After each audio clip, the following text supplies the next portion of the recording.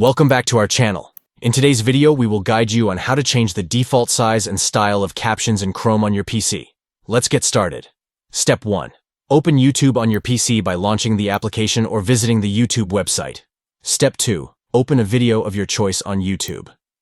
Step 3. At the bottom right of the video player, locate and click on the settings icon, represented by a gear. Step 4. From the options that appear, click on Subtitles CC. Step 5. Next, click on Options.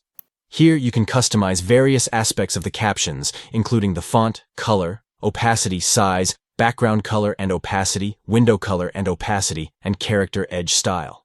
Please note that these settings will be your default captions format settings until you change them again, or click Reset to go back to the default captions format. And that's it. You have successfully learned how to change the default size and style of captions in Chrome on your PC. Now you can personalize your captions to suit your preferences and enhance your viewing experience.